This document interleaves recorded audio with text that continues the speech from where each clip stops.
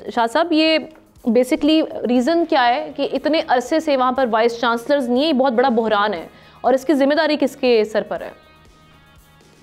देखिए आमना, बहुत बहुत शुक्रिया। इससे ज़रा सा थोड़ा सा बैकग्राउंड बताऊंगा। जिम्मेदारी तो बेशक सूबाई हुकूमत के सर पर ही है, जिसकी नाअहली की वजह से इस वक्त 36 में से 28 यूनिवर्सिटीज़ के वाइस चांसलर एड हॉक के ऊपर चल रहे हैं। और अगर थोड़ा सा बैकग्राउंड में जाएं तो इन वाइस चांसलर की अपॉइंटमेंट और उनके लिए जो कमेटी बनाई गई थी, सर्च कमेटी, इसका नोटिफिकेशन जो है वो महमूद खान साहब की गवर्नमेंट, जो कि तहरीक इंसाफ की गवर्नमेंट थी, उस ज़माने में हुआ। उसके बाद उनकी हुकूमत चली गई और एक हुकूमत आई जो कि हम कह सकते हैं कि केयर टेकर गवर्नमेंट थी।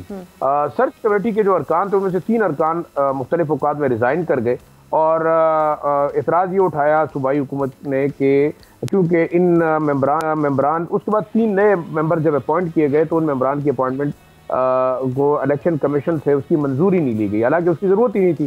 सूबाई हुकूमत अब ये प्ली लेकर इस तमाम मामले को ड्रैग ऑन कर रही है और बदकिस्मती ये है कि इस वक्त अगर आप देखें तो जो जामियात हैं वहाँ पे एड हॉक के ऊपर जो है वो वाइस चांसलर को अपॉइंट किया गया है, बावजूद इसके कि पेशावर हाई कोर्ट ने इस पर डिसीजन किया और हुकूमत को डायरेक्टिव दी कि आप जल्द अज जल्द जो है इन वाइस चांसलर की अपॉइंटमेंट करें ताकि यूनिवर्सिटीज़ जो है मुनासिब तरीके से अपना काम कर सके। लेकिन उस हाई कोर्ट के डिसीजन की भी वायलेशन हुई। इसके बाद जो है वो सूबाई हुकूमत को कंटेम्प्ट ऑफ कोर्ट का नोटिस मिला। अब अगर हम देखें तो सूबाई हुकूमत, सूबाई सेक्रेटरी तालीम, सूबाई सेक्रेटरी लॉ और हायर एजुकेशन, उन्होंने बाकायदा रिकमेंडेशन दी है कि ये तमाम जो अपॉइंटमेंट्स हैं या जो सर्च कमेटी का जो उस वक्त सिलेक्शन हुई थी वो बिल्कुल कानून के मुताबिक है और जिन लोगों को इन्होंने शॉर्टलिस्ट किया है उनकी अपॉइंटमेंट होनी चाहिए। लेकिन सूबाई हुकूमत इस वक्त इन यूनिवर्सिटीज़ को उन्होंने एक लिहाज से एम्प्लॉयमेंट एक्सचेंज बनाया हुआ है एड हॉक के ऊपर, जो यहाँ पर वाइस चांसलर प्रायोरिटीज क्या है इस वक्त सूबाई हुकूमत की, केपी हुकूमत की, जिसकी वजह से हम देखते हैं कितनी नेग्लिजेंस है कि आपकी 32 सरकारी जामियात, उनमें से 24 की जो वाइस चांसलर मुस्तकिल तौर पर है ही नहीं है वहाँ पर। देखिए मेरे ख्याल में वो तहरीक इंसाफ की हुकूमत तालीमी इमरजेंसी की बात करती है, हेल्थ इमरजेंसी की बात करती है, बहुत सारी चीज़ों को कहते हैं अच्छी भी होंगी, लेकिन इस वक्त अगर उनकी प्रायोरिटी को देखा जाए तो हायर एजुकेशन इतनी प्रायोरिटी है सूबाई हुकूमत की कि 36 जामियात के लिए सिर्फ 3 बिलियन रुपए जो है वो सालाना बजट रखा है। आप इसके अंदाजा लगा लें, ये उनकी प्रायोरिटी है। इस वक्त बलोचिस्तान जो है वो 11 यूनिवर्सिटी के लिए उन्होंने 5 अरब रुपए रखे हुए हैं। पंजाब को देखा जाए तो 34 अरब रुपए उन्होंने 58 यूनिवर्सिटीज़ के लिए रखे हैं।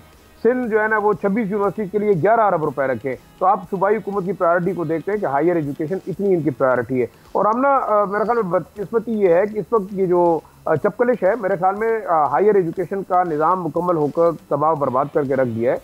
यहाँ सिर्फ और सिर्फ सूबाई हुकूमत का फोकस ये है कि वो लोअर लेवल, क्लास 4 लेवल या जो 15-16 ग्रेड के लोगों को अपॉइंट करें उन वाइस चांसलर के जरिए से जो कि एड हॉक के ऊपर है। इस वक्त अगर आप देखें हायर एजुकेशन डिपार्टमेंट, उनका सेक्रेटरी, लॉ सेक्रेटरी, ये सब कुछ कह रहा है कि ये तमाम तर प्रोसेस जो है वो लीगल रहा है और ये तहरीक इंसाफ की हुकूमत के अंदर ही रहा है। और बड़ी दिलचस्प बात बताऊं, ये खबर भी है कि वही सर्च कमेटी आज भी काम कर रही है। सूबाई हुकूमत ने मजीद 2 साल के लिए उसी सर्च कमेटी को एक्सटेंड कर दिया है, जिसके ऊपर एतराज उठाते हुए उन्होंने इन वाइस चांसलर की अपॉइंटमेंट को रोका। सर, इस मसले के हल के लिए कुछ किया जा रहा है अब हुकूमत की जानिब से?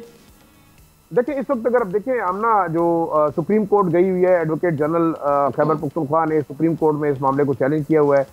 1 महीने की तारीख दी गई है। हाई कोर्ट का डिसीजन बिल्कुल सामने है, हायर एजुकेशन कमीशन की रिकमेंडेशन सामने है, सेक्रेटरी लॉ की रिकमेंडेशन सामने है। तो मेरे ख्याल में सुप्रीम कोर्ट भी डिसीजन यही करेगी कि ये तमाम तर लीगल प्रोसेस था और आप रेगुलरली अपॉइंट करें उन वाइस चांसलर्स को जो कि अपॉइंट हुए थे सर्च कमेटी की रिकमेंडेशन के बाद। लेकिन अगर सुप्रीम हुकूमत लिंगर ऑन करती है तो मेरे ख्याल में सुप्रीम कोर्ट फिर जाहिर बात उनके खिलाफ जो भी डिसीजन आता है उसको हमने देखना होगा। लेकिन तालीम के लिहाज से लेकिन ये जो मसला है ये बिल्कुल फौरी तौर पर तवज्जो का मुतकाजी है, क्योंकि इतना बड़ा बहरान वहाँ पर पाया जा रहा है और उसको कोई देखा नहीं जा रहा, क्योंकि आपकी प्रायोरिटीज शायद डिफरेंट है। ज़ाहिर सा शराजी साहब, बहुत शुक्रिया आपने वक्त के लिए। सब्सक्राइब करें और बेल दबाएं ताकि कोई खबर रह न जाए।